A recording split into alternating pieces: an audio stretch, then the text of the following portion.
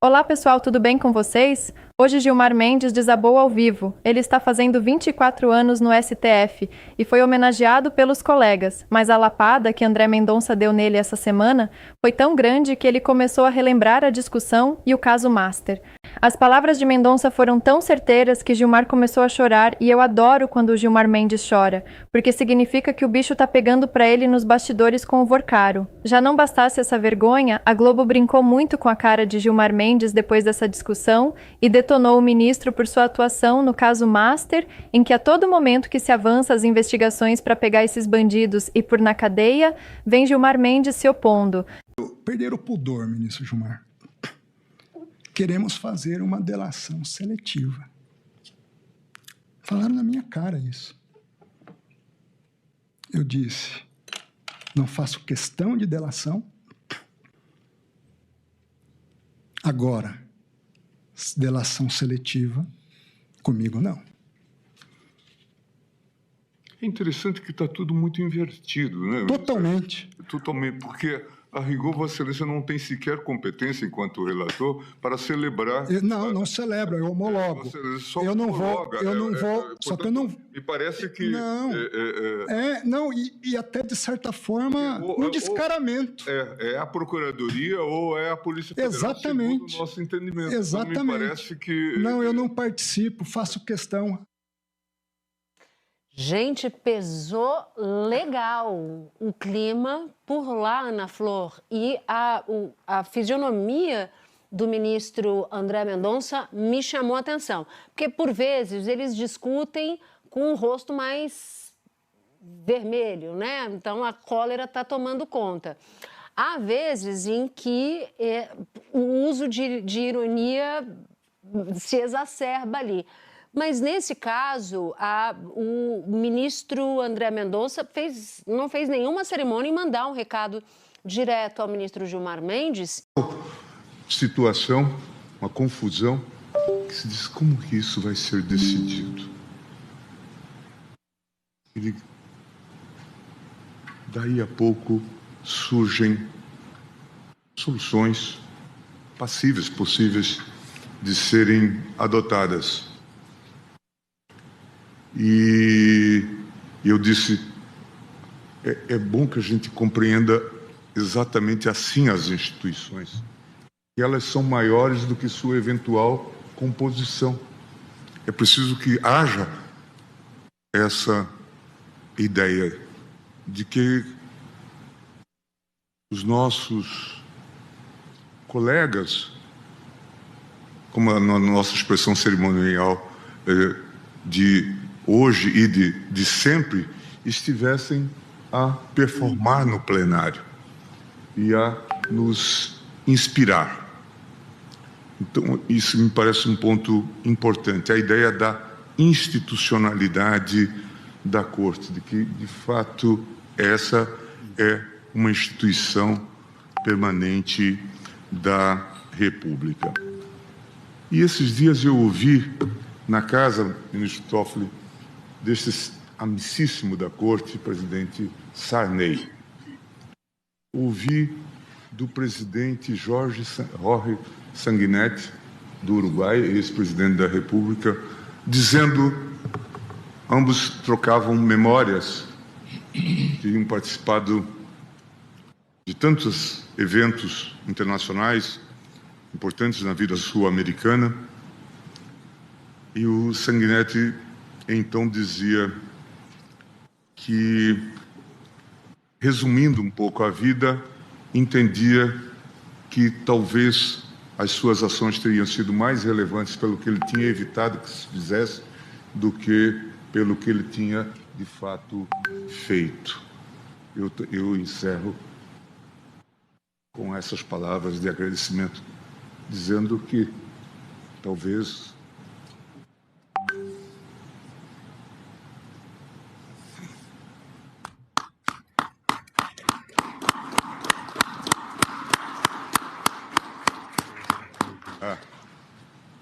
de ter evitado que muitas coisas se fizessem. Muito obrigado. O Gilmar Mendes falou em cerceamento de defesa. O que eu estranhei é que, geralmente, este argumento vem da boca de advogados. E agora não, veio do presidente da turma, já dando a senha para anular, no futuro anular tudo. Então, assim, eu acho que talvez o meu prazo de 15 anos eu vou ter que rever, porque se depender da vontade, pelo menos ali do Gilmar Mendes, é o que a gente depreende, isso acaba em pizza antes de botar a pizza no forno. O próprio voto dele ontem, diante do que foi divulgado, já é uma posição de que, olha, não podia. Ele reclamou que foi divulgado, não? Isso. Foi liberado. E já deu a entender. Agora é interessante, deu a entender que isso era uma maneira de constrangimento e tal.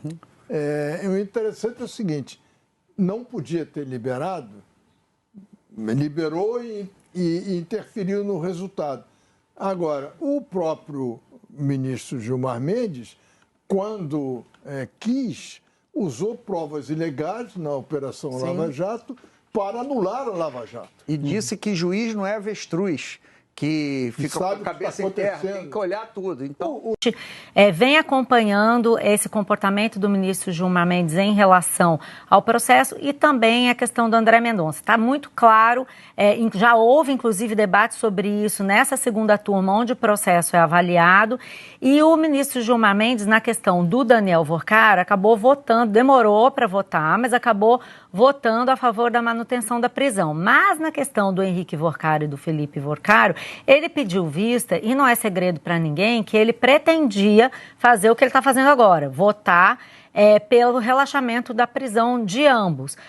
O ministro Gilmar Mendes tem um histórico de ser contra a delação premiada, dizer que a delação premiada é uma forma de tortura. Ele falava muito isso na Lava Jato. Não disse isso no caso do Mauro Cid, mas no caso da Lava Jato ele dizia isso e voltou a sugerir que estava avaliando dessa forma a questão do Vorcaro. E não dá para a gente também dissociar essa posição do Gilmar Mendes em relação ao processo da própria divulgação desse material hoje, né? Esse material é um material sigiloso, feito pela PF, representações da PF, relatórios de inteligência, dados que vieram do COAF sobre a operação que levou à prisão do Henrique e do Felipe Vorcaro, em que se relata, inclusive, por que a prisão estava sendo pedida. E tem, no caso do Felipe Vorcaro, tem inclusive o relatório depois da prisão, eles explicando por que eles acham que a prisão temporária deve ser esticada. Por quê? Porque eles